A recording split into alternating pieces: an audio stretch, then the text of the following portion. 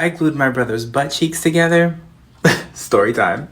So when I was younger, I used to have to hide my toys from my older brother because he would destroy them. Like rip their arms off, set them on fire, bury them in the backyard, like wild stuff, right? Well, there was this one toy that I really used to love, and it was called a Furby. It kind of looked like a giant hamster. It was so cute. And mine used to talk. You could even feed it, and it would be like, yum, yum, yum. Well, he found it one day while I was at school, and he decided that he was going to shave it bald. It was no longer a Furby. It was a naked mole rat at that point. So obviously, I was mad. So I waited for him to fall asleep, I pulled down his pants and poured super glue, all in the crack of his behind. And let's just say his cheeks were inseparable for quite a while. He's lucky he was laying on his stomach though, because I was trying to glue something else. Okay, so in college, I was in love with this frat guy. I think you know where this is going. He would flirt with me when we were out, but nothing ever happened until one day I ran into him on campus and he asked me if I wanted to get dinner and a movie with him. So it was like, everyone, I have a boyfriend now. So we got there. And the only thing this man knew how to talk about, the only thing was that he was in the coolest frat on campus, right? So he had to make sure that it stayed that way. And that was a struggle. And I was like, me in love with him. I'm like, oh, how did I never think of that? I'm so sorry. So the check comes and he pays with a gift card. And then he's like, this is my dad's. He gave it to me. That's why I chose this restaurant. And I was like, ick, ew, ew. You chose the restaurant we came to because your dad had a gift card here. So your dad paid for my dinner. So maybe I should be on a date with your dad, just saying. But then we get to the movie and I offered to pay for my ticket and he lets me. I was like, where's your dad when we need him? You know what I mean? So the date ends. The next day he calls me and asks me if I would want to go to the library with him at 7. And I was like, the library, perfect, because there's no like payment logistics there. There's no like gift cards at the library. So yeah, sure. So 7 rolls around and I'm completely ready and waiting for this guy to pick me up, but I haven't heard from him. Ryan hadn't texted, let's call him Ryan. Ryan hadn't texted me all day after that phone call. So I just assumed we were still going. I don't know what I assumed. 7:30 rolls around. I text Ryan. I'm like, hello, are we still going? 8:30 rolls around. So me and my friends go out. We're like, okay, whatever. Let's just pretend like I'm not getting stood up right now because I am. He's probably just struggling too much today with the pressure of keeping his frat really cool on campus. So I totally understand. So he texted me at midnight that night and he was like, oh my God, I'm so sorry. I ended up having to go to a movie with the boys.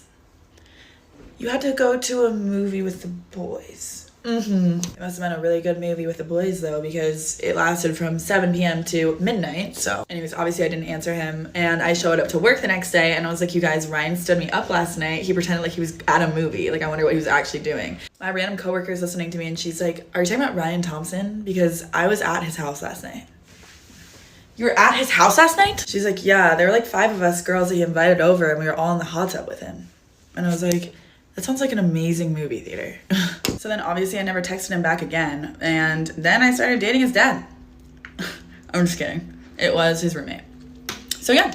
Story time about how I did the dirty with my cousin. Disclaimer, this is not my story time. I repeat, this is not my story time. It was sent to me on Instagram. Okay, before you all judge me, I come from a very small town. Very small. Background, my entire family and I come from a very small town. For miles and miles around us, there is nothing. The only thing around us to do is really just go to the mall. Growing up, my cousin and I weren't really close. He was always trying to bother me and he was always mean. I also didn't have siblings, but my dad did have kids with another woman, so I had a couple of stepsisters. But growing up, my stepsisters would compete with me in everything, school and boys. Our school only had 80 kids in it. So by the time I turned 17, the only boy that I was ever interested in ended up moving away from my town. And this boy didn't even know that I existed. At this point, my cousin had gone away for a couple of years, but then came back. And when he came back, the attraction was instant. I know you guys all want to gag right now, but like I said, I had no other options for boys. Remember I said my cousin used to bother me a lot? Well, one day he came up to me in school and apologized. And we both knew we were attracted to each other, so we just kept talking. One day he just grabbed me and kissed me. Part 2 is up. Story time about how I did the dirty with my cousin. Disclaimer, it's not my story time. I repeat, this is not my story time. It's sent me on Instagram. My cousin kissed me for the first time that day. By the way, we were in school. He asked me to go behind one of the buildings in school. Out of nowhere, he grabbed me and kissed me. This was the first time I'd ever been kissed. So instantly, I was infatuated. And then after that, every single day we would go behind that building and kiss some more. And trust me, we both had conversations all the time about how we were cousins. But the problem was there was nobody in our town that we were interested in. So his parents, who are my uncles, suddenly they started inviting my parents over to their house. So we would all go have dinner at their house and hang out sometimes. And my cousin and I would take advantage and go make out in his room. No one ever thought to check on us. I mean, why would they? We're cousins. One of those times that we went over, we did the dirty. My cousin just started going for it and I didn't stop him. I wanted him to do it. All while our parents are downstairs. And then we kept doing it every day. After about a year, he had to move away for school. And to this day, nobody knows what we did. I haven't seen him in about 5 years, but trust me, if we saw each other again, I think we would do it again. Is that gross? I mean, I know it is, but whatever. Bye.